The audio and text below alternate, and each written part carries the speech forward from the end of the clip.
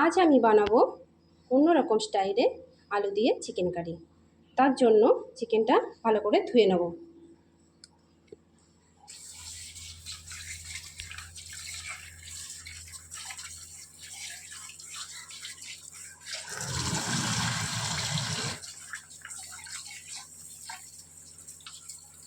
চিকেনটাকে ভালো করে ধুয়ে নিয়েছি। এখানে 700 গ্রাম চিকেন আছে। এরপর এটাকে আমি একটু আধা ঘন্টা মতো ম্যারিনেট করে রাখবো। 3 চামচ মতো টক দই দিলাম, স্বাদ মতো লবণ দিচ্ছি, আর ভালো কালারের জন্য কাশ্মীরি লঙ্কার গুঁড়ো দিলাম, 1 চামচ মতো হলুদের গুঁড়ো দিলাম, একটু গোলমরিচের গুঁড়ো দিলাম। এরপর আধ ঘন্টা আমি এটা ম্যারিনেট করে রেখে দেবো।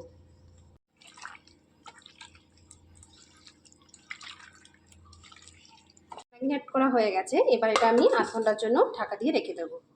আধ ঘন্টা পর ফিরে এলাম বন্ধুরা। এরপর চিকেনটা ম্যারিনেট হয়ে গেছে।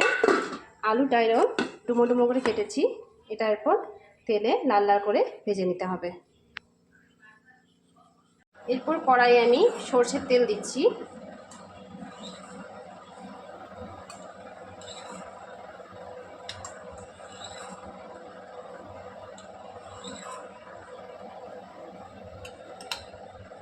ছয় চামচের মতো সরষের তেল দিলাম কড়াইয়ে। তেলটা গরম হয়ে এসছে। আলুগুলো দিয়ে দেবো ভাজার জন্য।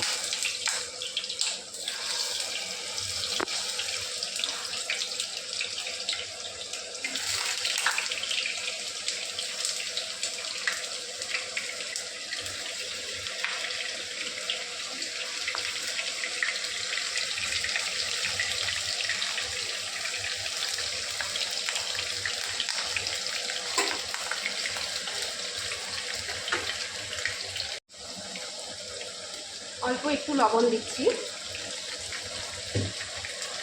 আর অল্প একটু হলুদের গুঁড়ো দিচ্ছি কালারের জন্য। আলুর কালারটা খুব ভালো আসবে।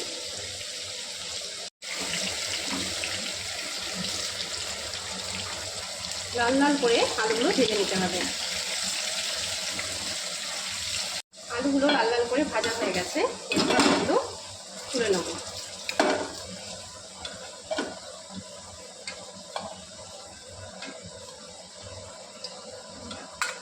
ওই একই তেলে গোটা গরম মশলা, ছোটো এলাচ দুটো, লবঙ্গ, দারচিনি আর তেজপাতা দিয়ে দিলাম।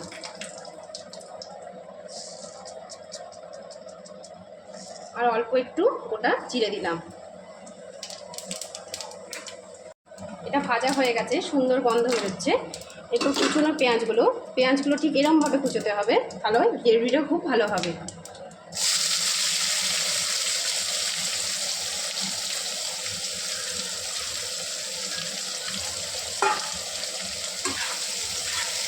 ভালো করে লাল লাল করে ভেজে নিতে হবে।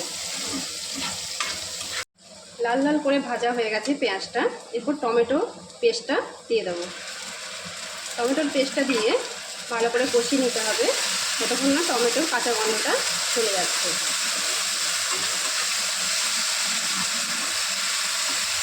গ্যাসের ফ্লেমটা লো করে দেবো।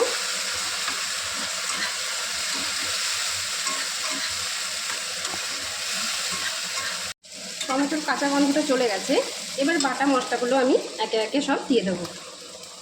এর মধ্যে আমি রসুন, আদা, কাঁচা লঙ্কা, শুকনো লঙ্কা একসাথে পেস্ট করে নিয়েছি।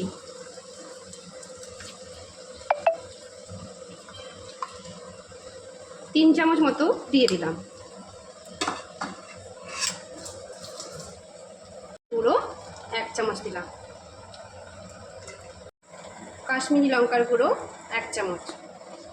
লবণটা অল্প করে দিলাম, একবার লবণ ম্যারিনেটের সময় দিয়েছি, তাই অল্প করে লবণ দিলাম। এখন এগুলোকে সব একসাথে ভালো করে কষিয়ে নিতে হবে। যতক্ষণ না তেল ছাড়ছে খুব ভালো করে কষিয়ে নেব। গ্যাসের ফ্লেমটা বাড়িয়ে দেবো।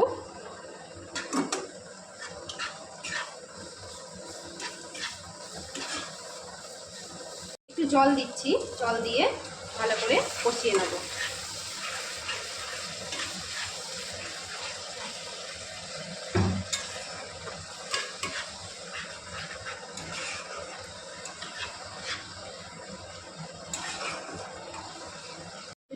মশলাগুলো দেবো। হলুদের গুঁড়ো 1.5 চামচ মতো দিলাম।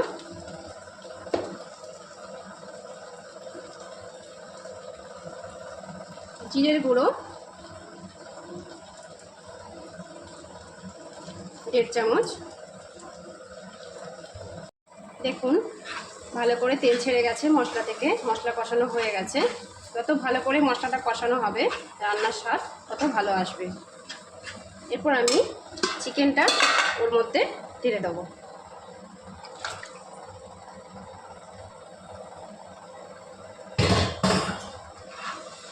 এরপর ভালো করে কষিয়ে নেব।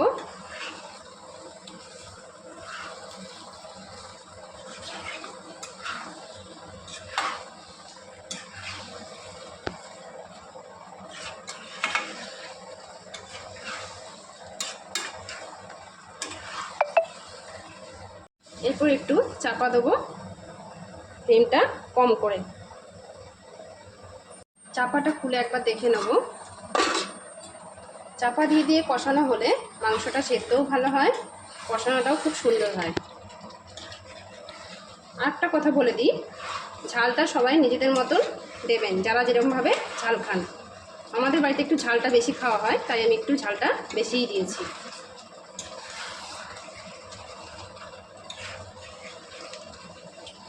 যতক্ষণ না মাংসটা ভালোভাবে কষানো হচ্ছে চাপা দিয়ে দিয়ে কষিয়ে নিতে হবে। এটা খুলে দেখে নেব কষানো হয়েছে কিনা।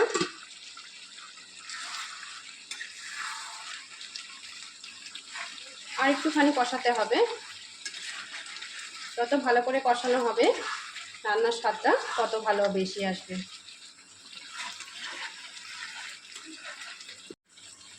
এরপর আলুগুলো দিয়ে দেবো। আলুগুলো দিয়ে আর একটু ভালো করে কষিয়ে নেব।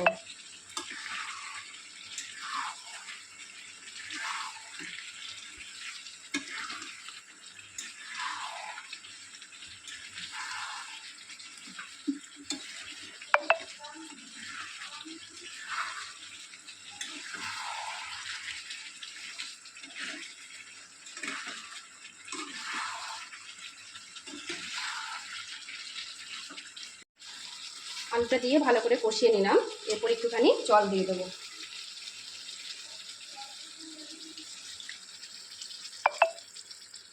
বেশি জল দেবো না, অল্প একটু জল দেবো।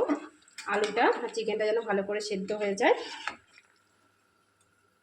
এটা আপনারা ভাত, রুটি, পরোটা সব কিছুর সাথে খেতে পারবেন। ঝোলটা ফুটে উঠেছে। এরপর আমি এটাকে চাপা দিয়ে 15 মিনিটের জন্য রেখে দেবো। 15 মিনিট পর খুলে দেখবো সেদ্ধ হয়েছে কিনা। 15 মিনিট হয়ে গেছে। এবার চাপাটা খুলে দেখি আলু আর চিকেনটা সেদ্ধ হয়েছে কিনা।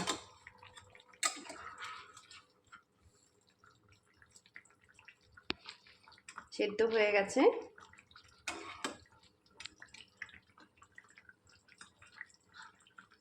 আর 5 মিনিটের মতো চাপা দিয়ে রাখি, একটু ঝোলটা মরে যাক, তারপর নামিয়ে দেবো। 5 মিনিট পর ঢাকাটা খুলে দেখি।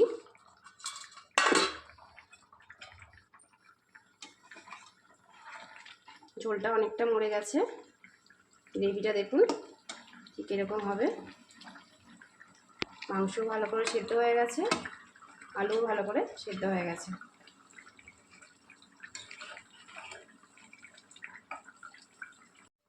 আলু দিয়ে চিকেন কারি আমাদের হয়ে গেছে। এরপর গ্যাসটি অফ করে দেবো বা অন্য পাত্রে ঢেলে নেব।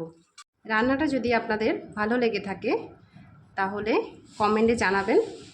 আর আরও ভালো ভালো রান্নার ভিডিও পেতে আমার চ্যানেলটিকে লাইক এবং সাবস্ক্রাইব করবেন। Thank you.